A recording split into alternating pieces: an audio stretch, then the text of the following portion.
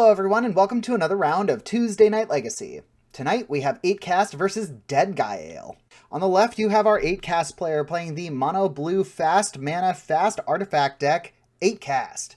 This has been in the format for at least a year now, maybe even longer. This deck is based all around dropping all of these 0-cast artifacts into play. The Bauble, the Opal, the other Bauble, the Lotus Petal, and a Chalice of the Void early in order to be able to play all of these affinity spells that allow you to draw cards faster. So Thought Cast and Thought Monitor, and it also runs Emery, Lurker of the Lock, to give you a lot of advantage of using these 0-cast artifacts after you sacrifice them and getting them back into play. And of course, its top end is the Kappa Cannoneer, the almost unanswerable Ward 4 unblockable creature that grows with every artifact that enters the battlefield, including itself. So it comes down as a 5/5 unblockable with Ward 4, and you can get it out as early as, I think, turn 2, maybe even turn 1 if you have a perfect hand. And this deck is just all around, it's actually kind of one of the more fair decks in the format. It's all about getting that incremental advantage of the artifacts, using Urza's Saga, getting a Retrofitter Foundry or a Shadow Spear into play, and then just turning sideways with either your giant constructs from the Saga, or turning your Kappa Cannoneer, or maybe even a Patchwork Automaton sideways. Its backup win condition, of course, is Psi Master Thopterist. You make Thopters every time that you play one of these 0-cast artifacts, and you're just getting all of these little creatures, all these Thopters. You can turn them sideways too, and kill your opponent over time that way. On the right, we have a Dead Guy Ale list. This deck is a black-white, fast mana, kind of an oppression deck, trying to run things like Thoughtseize and Hymn to Turak. It also has the, turn 1 Dark Ritual into Liliana of the Veil, or a Stoneforge Mystic, or even an opposition agent. Funny enough, the Dead Guy Ale is based off of the creator of the deck, Chris Pikula, I think is how you pronounce his name.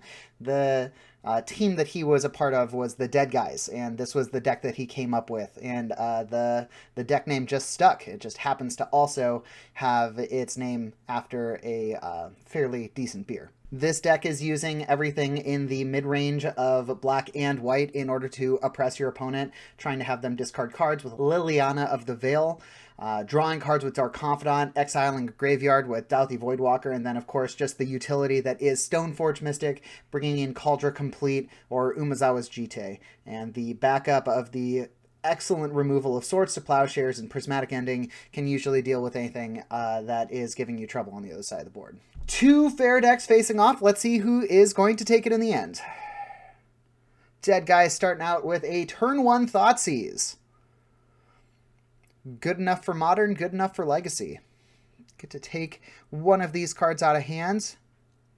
Gonna take the Mox Opal to stop the fast mana early in the game.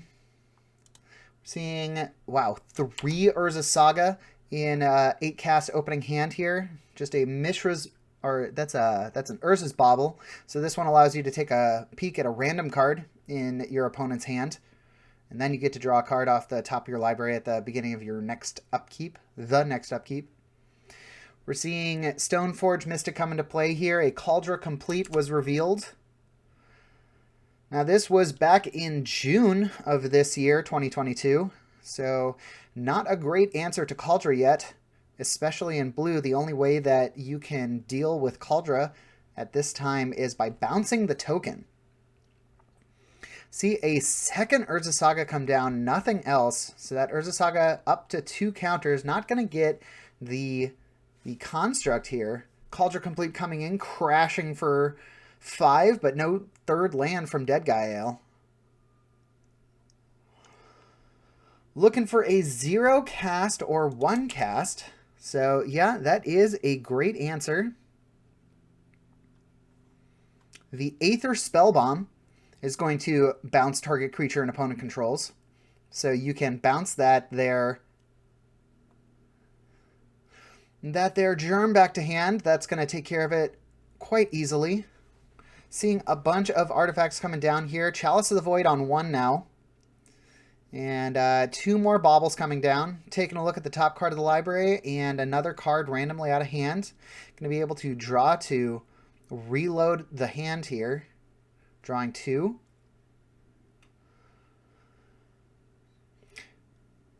Didn't hold up the mana, so it looks like another crash is going to happen here. A Hymn to Turok is going to discard 2 cards at random. Another 5 coming across. Did not get in for that extra damage with the Stoneforge Mystic. There goes the second Urza Saga. Grabbing a Mox Opal, which can now tap for mana. Have Metalcraft. Have Metalcraft a couple ways. An Ancient Tomb and another Mishra's Bauble, the third one of the game. Going to be able to finally deal with this germ here. We see a Liliana the Veil entering the battlefield. Discarding a card. Didn't see what 8-cast discarded, but a Dark Ritual from Deadgael. Probably doesn't need the fast mana right now.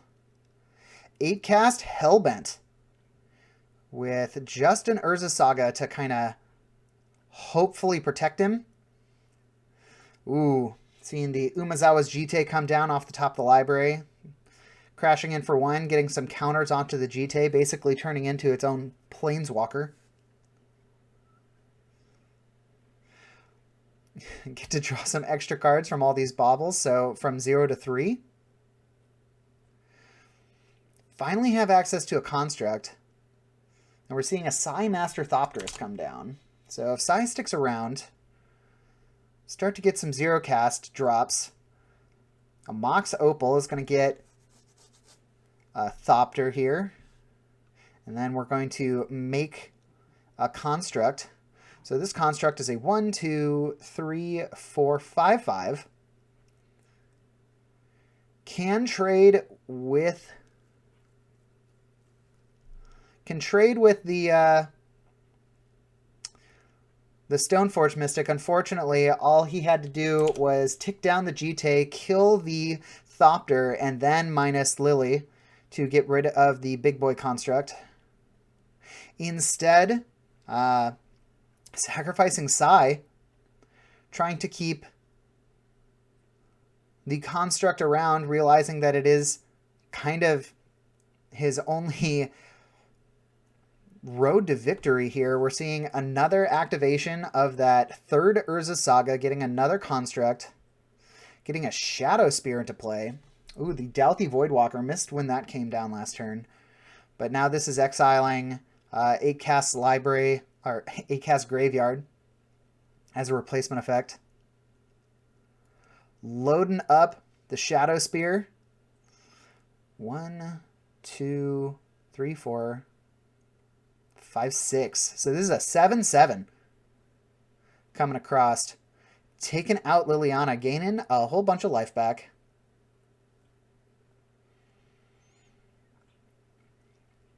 Now the Dauthi can get in unabated since it does have Shadow, but it can't block.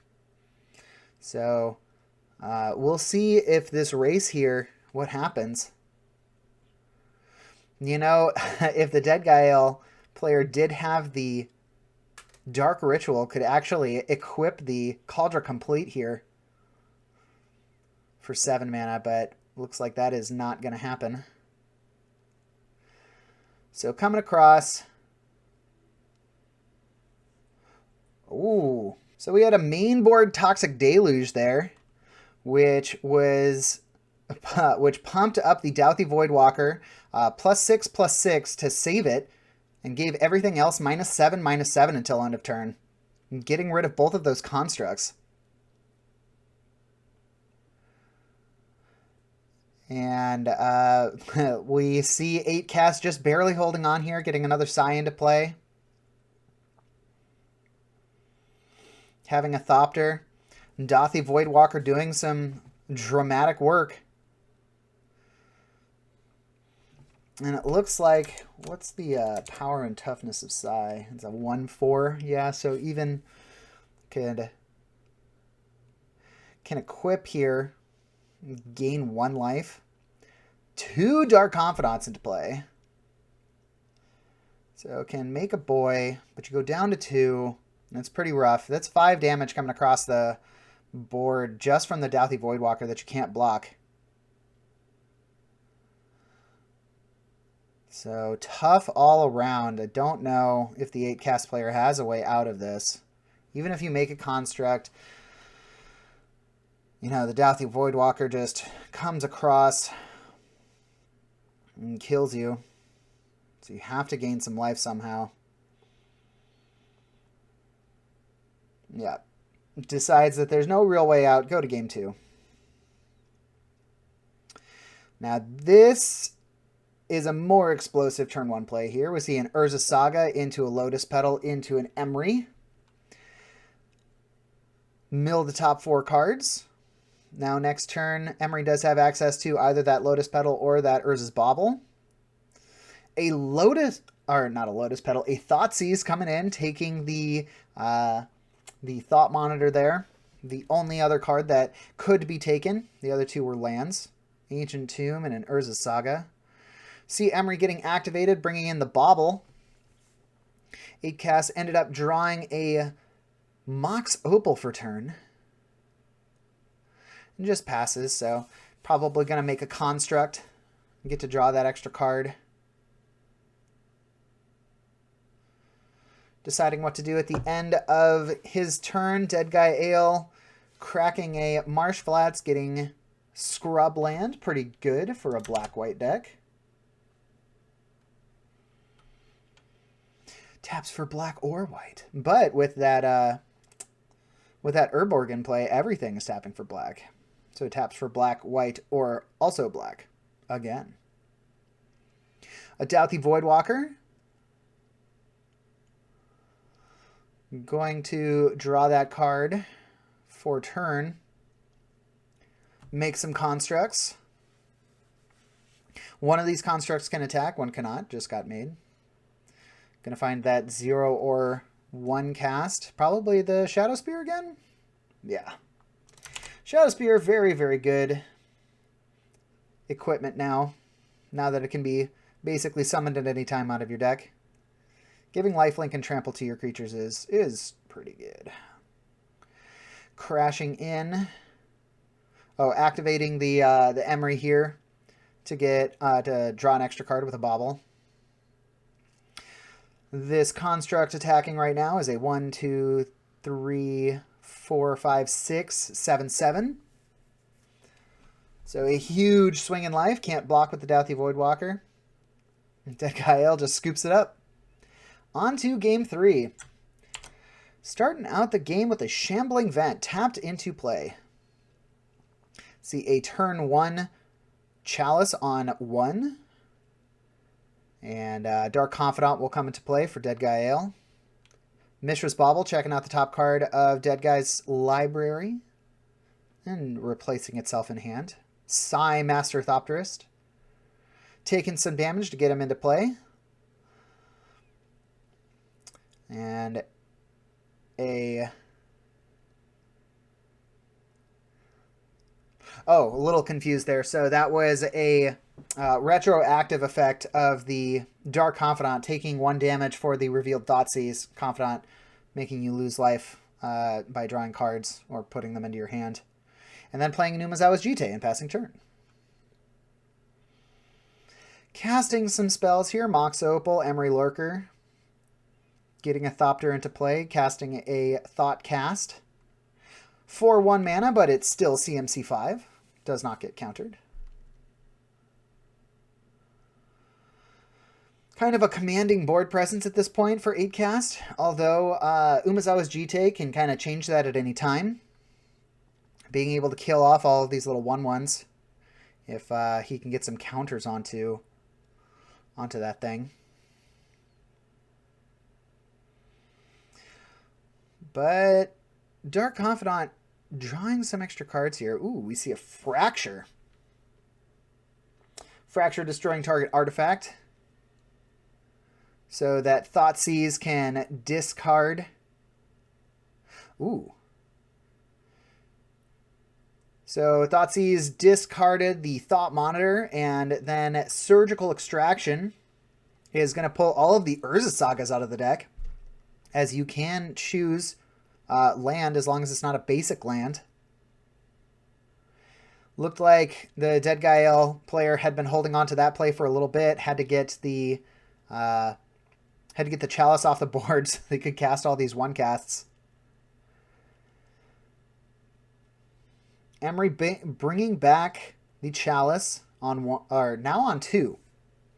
Makes more sense. A lot more threats out of the hand or out of the deck with 2 CMC, including that threat right there, the Stoneforge Mystic, that cannot be cast right now, lest it be countered. A Wasteland blowing up one of these Ancient Tombs. Trying to decide how he's going to navigate this. Kind of dying slowly to the Thopters in the air. A little bit of a control game here. Finally deciding to load up the Dark Confidant, turn it sideways. So if blocked, Dark Confidant will die. But you get 2 counters on the GT, trying to decide what he's going to do with them. Either going to kill the Sai or kill the Thopters. Decides to kill the Sai, since it had 2 damage marked on it already from the Dark Confidant.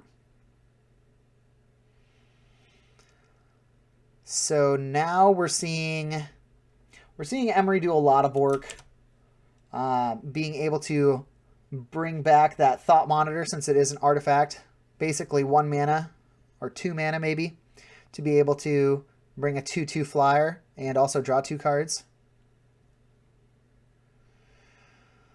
Seeing what the Dead Guy Ale player is going to do here to kind of bring this back.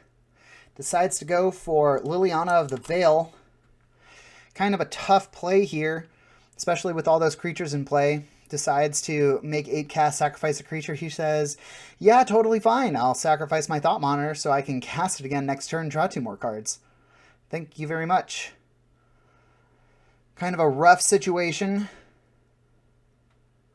It says, you want to attack Lily? No, that's okay. I'll just attack you. So Dead Guy Ale kind of in a tight spot now. Toxic Deluge, maybe, is going to be one of his big outs here. Plague Engineer would help, but wouldn't do everything. Discards a Douthie Voidwalker. Hard casts a Batterskull. Batterskull may be helpful here, as long as he can start attacking with it. Has a lot of damage in the air. Four creatures in the air. Decides to recast Aether Spellbomb. I didn't even realize that went to the grave. So that hope is dashed. No more Germ. Decides to turn it sideways with the 4 flyers in the air. 4 damage in the air. Casting another Chalice on 3. Pretty tough. Going and using that Marsh Flats. Grab another Badlands. A lot of mana. 1, 2, 3, 4, 5, 6. Activating the Shambling Vent to make a 2/3 with Lifelink. Getting 2 counters onto the GT. So now he can at least kill the 2 Thopters, but decides, nope, it's not going to be enough, and that's a concede, and that's the end of the game. So we can see the real power of 8 cast sometimes is just recurring of resources from the graveyard, and all those tiny flyers in the air. Sometimes you don't even need Kappa Cannoneer to close out a game. Also, the sheer power of Urza Saga was definitely at work here on this game. As always, thanks for watching. I'm going to turn it over to pre-recorded Eugene. Take it away. Thanks for watching. Please consider liking the video and subscribing to the channel if you want to see more of this content in the future. We have a bunch more of these on the channel, so go check out our backlog to see some other premium content. If you're curious about a deck you saw played here, the deck lists are always in the description of the video below. Thanks as always to Spellhold Games for letting us play at their store, and we'll see you next time for some more Magic content on Tuesday Night Legacy.